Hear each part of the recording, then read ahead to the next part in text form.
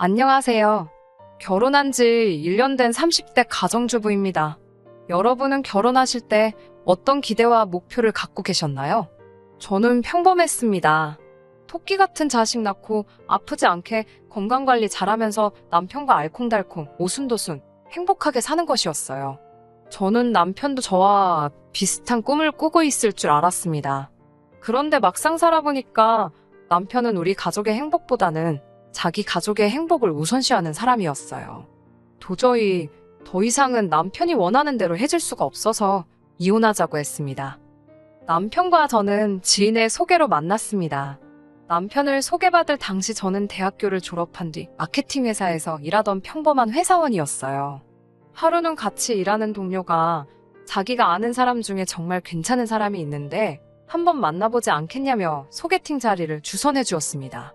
대학교 시절 연애를 해본 적은 있지만 직장을 다닌 이후로는 좀처럼 마음의 여유가 없어서 사람을 못 만나고 있던 게 사실이에요. 게다가 봄이라서 그런지 주변에 연인들도 많아졌었고요. 그런 와중에 동료가 다리를 놔준다고 하니 솔직히 조금 반가운 기분이었지요. 그런 제 마음을 눈치챈 건지 동료는 저더러 부담 갖지 말고 나가보라 했습니다. 남자가 마음에 들지 않으면 2번 안 봐도 된다면서요. 그렇게 그 주 주말에 나가게 된 소개팅 자리에서 지금의 남편을 만나게 되었습니다. 남편은 저보다 2살이 많았고 제가 다니던 회사에서 멀지 않은 제약회사에 다니고 있었습니다.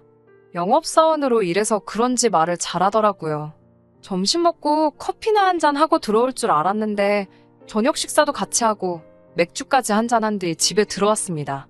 남편이 저를 집에 데려다 주곤 다음 주엔 언제 만날 거냐며 자연스레 애프터 신청까지 해왔고요. 이렇게 저와 남편의 연애가 시작되었습니다. 그리고 6개월 정도가 지났을 무렵 남편이 저에게 프로포즈를 해왔어요. 사실 연애 초부터 남편은 줄기차게 저와 결혼하고 싶다고 말해왔기에 언젠가는 이런 날이 올 거라는 걸 예상하고 있기는 했습니다. 다만 생각보다 너무 이른 감이 있어서 조금 당황했던 게 사실이에요. 남편은 평생 행복하게 해주겠다며 자기만 믿고 따라와 달라고 했어요. 자신만만한 그의 모습에 저는 인생을 건 게임을 해보기로 마음먹었지요. 본격적으로 결혼 이야기가 오가면서 양쪽 집에는 언제 인사를 드리러 가는 게 좋을지 이야기가 나왔습니다. 당시 남편은 서울에서 자취를 하고 있었고 저는 서울에서 부모님과 함께 살고 있었어요. 데이트가 끝나면 늘 남편이 저를 집에 데려다 주었기 때문에 제 생각에는 주말 중 하루 남편이 저희 집에 들려서 저희 부모님도 뵙고 저녁도 먹고 가면 좋을 것 같더라고요. 그래서 이번 주에 우리 부모님부터 뵙는 게 어떻겠냐고 물었습니다. 그러자 남편은 조금 당황하는 눈치였어요. 그러더니 남편 말로는 이런 건 시댁부터 가는 게 그림이 좋다고 하더라고요. 그림이 좋다는 게 무슨 소리냐고 물으니 보통들 그렇게 하지 않냐고 저에게 되묻더라고요. 저도 처음 준비해보는 결혼인데 뭘 얼마나 알았겠어요. 그다지 중요한 문제가 아니라고 생각했기 때문에 남편이 원하는 대로 하자고 했습니다. 당시 시부모님께서는 서울에서 차로 대략 3-40분 거리에 살고 계셨어요. 가기 멀고 힘든 지역도 아닌데 굳이 뭐 따질 필요가 있나 싶기도 했고요. 그렇게 인사를 드리러 가기로 한 주말이 되었습니다. 친정부모님은 이미 제가 사귀는 사람이 있는 것도 프로포즈를 받았다는 사실도 다 알고 계셨어요. 그래서 제가 인사를 드리러 간다고 했더니 저보다 더 떨려 하시는 것 같았습니다. 친정어머니께서 전날 백화점에서 근사하게 포장된 한과 세트도 사오셨더라고요. 그렇게 남편의 차를 타고 시댁으로 향했습니다. 남편은 뭐가 그렇게 즐거운지 콧노래를 흥얼거리더니 저는 묻지도 않았는데 혼자 자기 가족 이야기를 늘어놓더라고요. 물론 전에도 각자의 부모님이 어디에 사시는지, 연세는 어떻게 되시는지, 지금은 무슨 일을 하시는지 정도는 이야기를 나눈 적이 있었지요. 하지만 성격이라던가 부모님과 얽힌 이야기라든가 그런 건 그다지 말해본 적이 없었기에 흥미롭게 들었어요. 남편 말에 의하면 아버님 성격은 소위 상남자랍니다. 목청도 크시고 행동도 거침이 없으시대요. 성격도 화통하시고 의리, 사람 간의 정 이런 걸 중요시하신대요. 형제분들 사이에서 맞으시라 제사뿐만 아니라 아프신 시할머니도 모시고 계시고요. 어머님의 경우 아버님과는 반대로 말수가 적으시고 묵묵히 할 일만 하시는 편이라고 했습니다. 손이 빠르셔서 낮에는 틈틈이 소일거리로 생활비를 버시면서도 집안일도 하시고 지금은 시할머니 병수발도 들고 계신다고요. 남편은 자기 부모님은 정말 효자효부라며 저더러 우리도 그렇게 살자고 그러더라고요. 그때만 해도 남편이 말하는 우리도 그렇게 살자가 사실은 너만 그렇게 살아라는 의미라는 걸 정말이지 몰랐습니다. 시부모님에 대한 이야기를 듣다 보니 어느새 도착을 했더라고요. 남편이 벨을 누르니 어머님께서 반가운 표정으로 저희를 맞이해 주셨습니다. 집에는 아버님 어머님뿐만 아니라 시할머니도 계셨습니다. 당시 83이셨던 시할머니는 폐암일기셨는데 뵙기에는 비교적 정정하신 모습이었습니다. 시할머니와 아버님은 소파에 앉아 계셨고 어머님은 부엌에서 식사 준비를 하고 계셨습니다.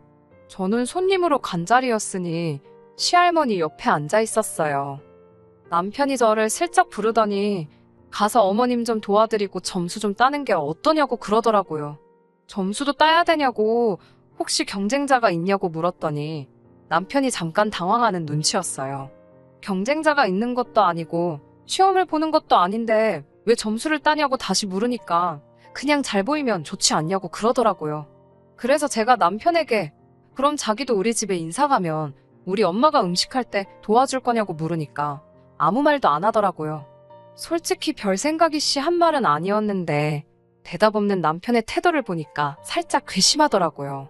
좋은 마음으로 어머님을 도와드릴 수도 있었는데 갑자기 남편이 얄미워져서 안 도와드리고 식사 준비 다 될 때까지 시할머니 옆에서 말동무만 해드리고 있었습니다. 식사를 마치고 어머님께서 거실로 과일과 차를 내오셨습니다. 온 가족이 소파에 앉았는데 어머님만 바닥에 앉아서 과일을 깎으시더라고요. 남편이 그런 어머님께 저한테 시키라고 그러는 거예요. 제가 과일을 잘 깎는다면서요. 저는 깜짝 놀라서 무슨 소리를 하는 거냐는 표정으로 남편을 쳐다봤지요. 그랬더니 엄마도 좀 쉬어야 하지 않겠냐면서 저더러 깎으라고 그러는 거예요. 아니, 그러면 본인이 깎으면 되지. 왜 나한테 깎으라는 건가 싶더라고요. 그런데 그 순간 할머니께서 갑자기 사과 향이 맡기 싫으시다고 치우라고 하셨어요. 그래서 다행히 과일은 안 깎아도 되었지만 집으로 돌아오는 내내 아까 남편의 행동 때문인지 기분이 영 찜찜했어요. 자식이 부모님을 챙기는 건 당연한 거고 저도 이해할 수 있어요. 그런데 자꾸 저한테 이렇게 해달라, 저렇게 해달라 하는 게 솔직히 짜증나더라고요. 그래도 큰 탈 없이 상견례까지 하게 되었습니다. 시할머니를 모시고 나올 상황이 여의치 않아서 시댁 근처에 위치한 중식당에서 만나게 되었어요. 아버님께서는 마음이 급하셨는지 본론만 이야기하자고 하시면서 애들, 그러니까 저희가 결혼할 때 얼마나 해주실 수 있냐고 물어보시더라고요. 참고로 저희 부모님은 서울에서 한식당을 운영하고 계십니다. 증조 할머니 때부터 대를 이어온 식당으로 방송도 몇 번 탔고 단골 손님들도 많습니다. 자랑은 아니지만 장사가 잘 되는 편이에요.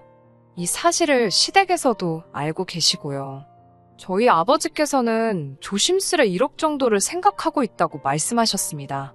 그러자 아버님께서는 기분이 좋으신 듯 표정 관리를 못 하시더라고요. 이번에는 저희 아버지가 얼마나 생각하고 있으신지 물으셨어요. 아버님께서는 갑자기 목소리를 까시더니 솔직히 당신들은 돈이 없으시답니다. 병드신 할머니 수발 드느라 그나마 아들 장가 보낼 때 쓰려고 모아두셨던 돈 다 까먹으셨다고요. 그렇다고 장가 간다는 아들 못 가게 할 수도 없으니 일을 어쩌면 좋냐고 되려 저희 아버지께 물어보시더군요.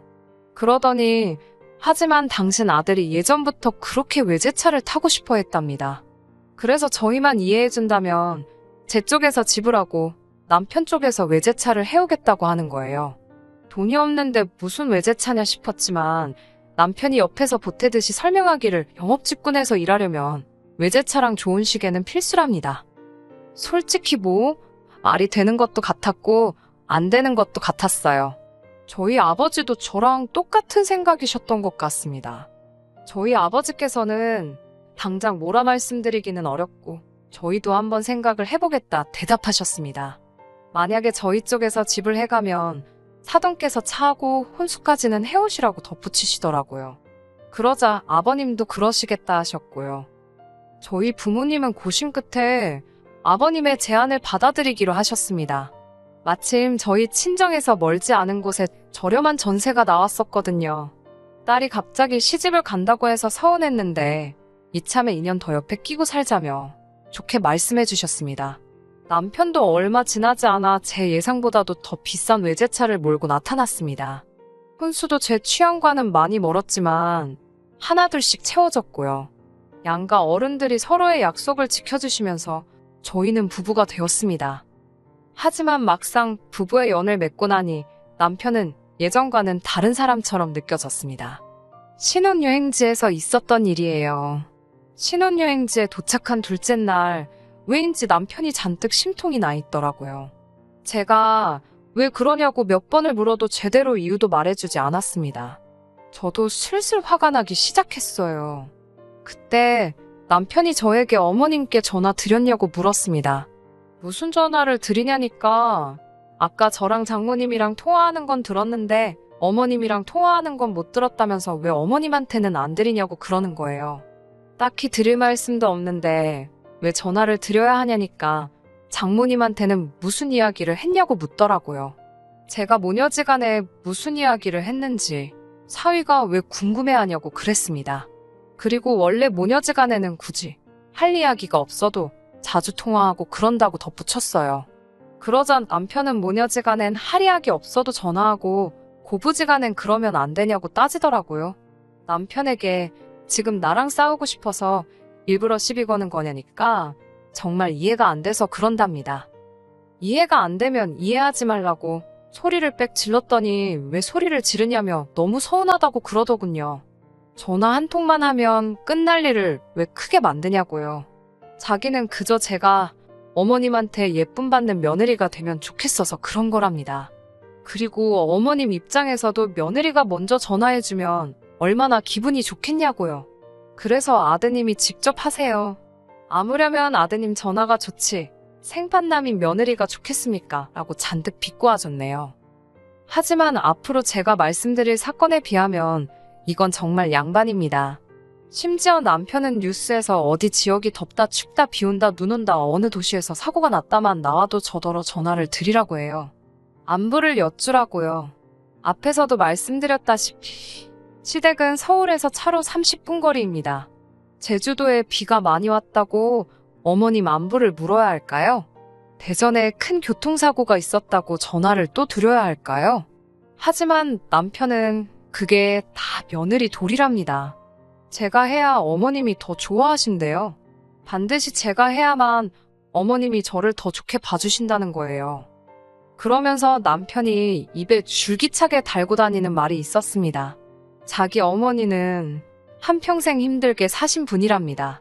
그래서 잘해드리고 싶대요. 앞으로 꽃길만 걷게 해드리고 싶고 더는 고생 안 하고 사시게 해드리고 싶다고요. 그런데 왜 그 이야기를 자꾸 저에게 하는지 너무 부담스러웠어요. 지난번에는 제가 야근까지 하고 집에 10시가 다 돼서 들어온 날이었어요. 얼마나 피곤하던지 말 그대로 진이 다 빠져서 크지도 않은 집인데 현관부터 안방까지가 천리길 같더라고요. 결국 소파에 주저앉아 머리는 머리대로 다 풀어헤치고 옷도 벗다만 채로 늘어져 있는데 남편이 핸드폰을 제 앞으로 들이밀더라고요. 그러더니 며느리가 자주 전화 못 드려서 죄송하답니다. 그러는 거예요. 무슨 소린가 하고 보니까 남편이 어머님한테 영상통화를 걸어서 저를 비추고 있더라고요. 얼마나 당혹스럽고 화가 나던지요. 남편 손에서 휴대폰을 빼사 전화를 끊어버렸습니다. 그리고는 미친 듯이 화를 냈어요. 왜 멋대로 전화를 바꾸느냐고요. 그러자 어머님이 며느리 보고 싶어 하시는 것 같아서 그랬답니다. 진작에 제가 자주 연락을 드렸으면 자기가 그랬겠냐고 그러는데 어이가 없더라고요. 제가 이렇게 불만을 토로하고 있지만 저라고 시부모님께 아무것도 안 했을까요? 저도 남들 하는 만큼은 다 했습니다. 명절, 기념일 때는 당연히 찾아뵙고 식사도 사드리고 용돈도 챙겨드렸고요. 일주일에 한 번 정도는 전화도 꾸준히 드렸어요. 정작 어머님은 제 전화 그렇게 기다리지도 않으셨습니다. 심지어 어쩔 때는 어머님도 저도 둘 다 할 말은 없는데 먼저 끊기가 민망해서 서로 눈치 싸움만 하다 어색하게 끊을 때도 있었습니다. 그런데 남편 혼자서 그 난리를 치고 뿌듯해하곤 했어요. 마치 자기가 무슨 그 집안에서 대단한 역할이라도 하고 있는 것 같았나 봐요. 그러다 제가 결국 이혼을 결심하게 된 건 남편의 도를 지나친 행동 때문입니다. 얼마 전 시할머니의 생신이었어요. 시할머니께서는 만사가 귀찮다며 집에 계시고 싶다 하셨는데 남편이 그래도 앞으로 사시면 얼마나 더 사시겠냐면서 콧바람이라도 쐬러 가자고 온 가족을 들쑤시고 다니더라고요. 사실 이 무렵에는 할머니 병세가 급격하게 안 좋아지셔서 거동도 많이 불편하신 상태였어요. 그런데도 남편은 그렇게 놀러를 가자고 우기더라고요. 고집도 그런 똥꼬집이 없다는 걸 온 식구가 다 알다 보니 그냥 가자가 이렇게 되었어요. 저한테도 회사에 얘기해서 휴가 내라고 어찌나 성화였는지 모릅니다. 주말에 1박 2일로 갔다 오면 좋겠는데 곧 죽어도 2박 3일은 가야 된다 했어요. 가뜩이나 곧 인사평가라 자리를 비우고 싶지 않았는데 어쩔 수 없이 휴가를 내야만 했네요. 그렇게 여행 당일이 되었습니다. 당연히 시댁으로 가서 시부모님과 시할머니를 저희가 모시고 여행지로 갈 줄 알았는데 남편이 따로 움직인다고 하더라고요. 저는 의아했지만 그렇다고 하니 그런가 보다 했어요. 설마 다른 계획이 있을 거라곤 조금도 의심하지 못했습니다. 그렇게 2시간을 달려 강원도에 도착했어요. 고기도 구워 먹고 수영도 할 수 있는 펜션이라면서 남편이 엄청 신났더라고요. 하지만 시할머니께서는 그새 더 안 좋아지셨는지 휠체어까지 타고 오신 상황이었습니다. 게다가 어쩐 일인지 어머님의 모습이 보이질 않았어요. 제가 남편에게 어머님은 어디 계시냐 하니까 남편이 능글맞은 표정으로 싱글벙글 웃어 보였습니다. 왠지 그 표정을 보는데 기분 나쁜 예감이 들더라고요. 제가 빨리 말하라고 재촉하자 어머님은 제주도에 보내드렸답니다. 그러면서 한다는 소리가 어머님한테는 제가 보내드리는 휴가라고 그랬대요. 아버님하고 할머님은 며느리가 챙길 거니까 걱정 말고 다녀오시라고 그랬답니다. 제가 왜 그런 거짓말을 했냐고 따지니 덕분에 어머님도 기분 좋게 여행 가시고 저도 예쁜 며느리 되고 좋지 않냐는 거예요. 그리고 이번 기회에 시할머니랑 아버님이랑 여행하면서 도와드리고 친해지면 너무 좋을 것 같다나요? 그 소리를 듣는데 진짜 제정신이 아니구나 싶었습니다. 내가 시할머니랑 아버님 챙기는 동안 당신은 뭐 할 거냐고 물으니 자기는 남자라서 할 줄 모른답니다. 해본 적이 없대요. 어이가 없어서 제가 물었어요. 나는 해봤냐고요. 아들이자 손자인 너도 안 해봤는데 생판남인 내가 뭘 알겠냐고 그러니까 너는 며느린데 왜 모르냐고 그럽니다. 그러면서 자기 엄마도 다 했다고 그래요. 그러면서 어머니가 하던 일들은 이제 저도 다 할 줄 알아야 된답니다. 안 그러면 누가 자기 엄마를 돕냐고요. 어머님을 왜 나만 돕냐고 하니까 며느리가 시어머니를 돕지 그럼 누가 시어머니를 돕냐고 그러는데 정말 말귀를 못 알아들어 처먹는다는 표현이 내 남편 때문에 생겼구나 싶었습니다. 그때 아버님께서 급하게 저를 찾으셨어요. 시할머님이 급하게 저를 찾으신다고요. 시할머니께서 계신 곳으로 향하니 시할머니께서 난처한 표정으로 저를 기다리고 계셨습니다. 순간 설마 싶어서 보니까 바지에 실수를 하셨더라고요. 평소엔 화장실 문제를 어머님이 도와주셨을 텐데 어머님도 안 계시고 집도 아니다 보니 본의 아니게 실수를 하신 것 같더라고요. 저는 일단 할머니를 화장실로 모신 뒤 씻겨드렸습니다. 씻겨드리면서 솔직히 별의별 생각이 다 들었는데 결론은 남편과 헤어져야겠다는 생각이었어요. 남편 말대로 이대로 살다간 어머님의 일이 고스란히 제 일이 되게 생겼더라고요. 매정하게 들으실지도 모르겠지만 솔직히 어머님처럼 살 자신도 없었고 살기도 싫었으니까요. 마음 같아선 당장이라도 서울로 돌아가고 싶었지만 시할머니가 마음에 걸렸습니다. 그렇다고 제주도에 가셨다는 어머님한테 연락을 한들 별 소용도 없을 것 같았고요. 결국 친정어머니께 전화를 드리니 시할머니만 모시고 친정으로 오라고 하셨습니다. 시어머니 돌아오실 때까지만 친정에서 같이 있다가 시어머니 오시면 댁으로 모셔다 드리라고요. 저는 남편에게 문자를 남겼습니다. 할머니랑 친정으로 갈 테니 부자지간끼리 2박 3일 재밌게 놀다 오라고요. 이혼하자는 말도 덧붙였습니다. 아니나 다를까 고속도로에 올라탄 지 20분쯤 됐을 무렵 미친 듯이 전화가 오더라고요. 전화를 받지 않았기 때문에 전화가 걸려온 이유가 이혼하자는 말 때문인지 시할머니 때문인지 아니면 남편 몰래 끌고 와버린 이 외제차 때문인지 알 수는 없었습니다. 중요한 건 제 결정이 확고했다는 거예요. 그렇게 정확히 2박 3일 후 시할머니를 모시고 시댁으로 향했습니다. 아버님은 화가 많이 나신 눈치였지만 시할머니 때문에 저한테 아무 말도 못 하시는 것 같았습니다. 시할머니께서 저희 친정부모님이 너무 잘해주셨다며 다음에 제대로 식사 대접이라도 하라고 신심당부를 하셨거든요. 한편 시어머니께서는 전후 사정을 아시고는 저에게 몇 번이고 미안하다 하셨습니다.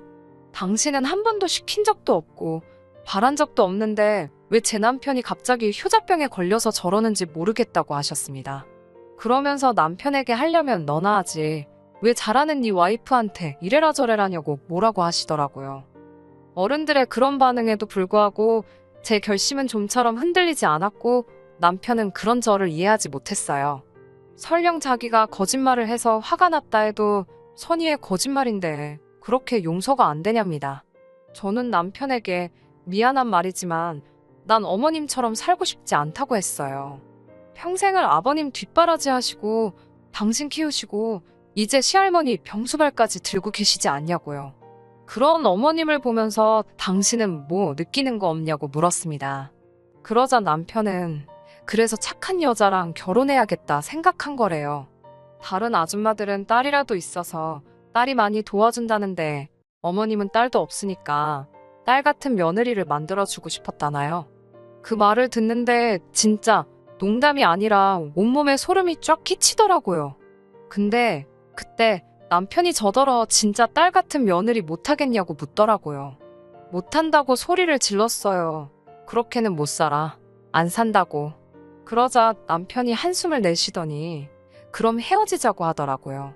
자기가 찾던 여자가 아니랍니다. 대신 저 때문에 이혼하는 거니까 위자료는 못 준대요. 서로 가져왔던 거 그대로 가져가자길래 그것만 해도 어디냐 싶어 좋다고 깔끔하게 헤어지자고 했습니다. 바로 말씀드리면 시부모님이나 시할머니께서 충격이 너무 크실 것 같아 며칠 지난 뒤 어머님께 전화를 드렸습니다.